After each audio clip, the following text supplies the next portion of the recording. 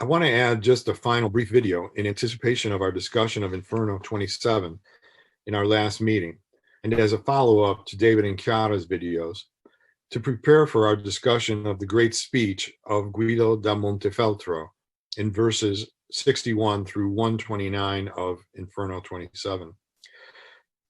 Continuing the what's wrong with this picture school of Dante criticism, I'd like to focus on 5 tercets at the beginning of this long speech, and 2 in particular that I've highlighted in this slide.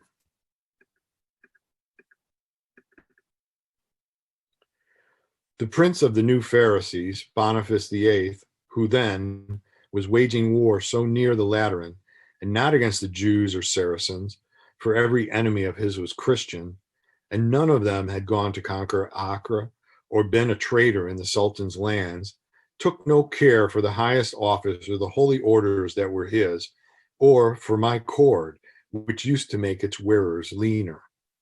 But just as Constantine on Mount Soracte, to cure his leprosy, sought out Sylvester, so this one sought me out as his instructor, to ease the fever of his arrogance. He asked me to give counsel. I was silent.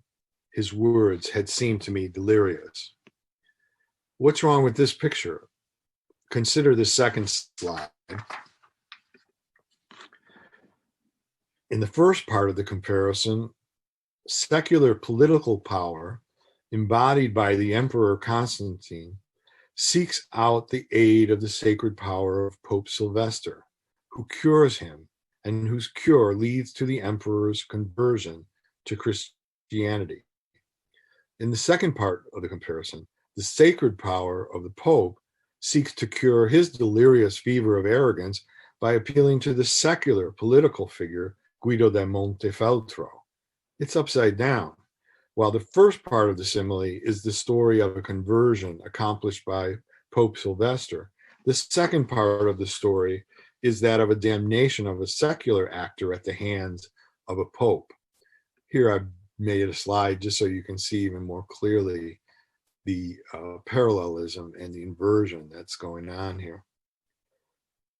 Guido seems unaware of the irony and tells the story as if it were the most natural thing in the world. We as readers are supposed to recognize that there is something wrong with this picture. And that's something wrong, the usurpation of political power and the excessive involvement of the papacy in political matters that were the appropriate purview of the emperor, represented for Dante the main reason why the world was so out of kilter, and why he wrote not only the Divine Comedy, but a political treatise called Monarchy about the proper relation between the church and the empire, theorizing an early version of the separation between church and state.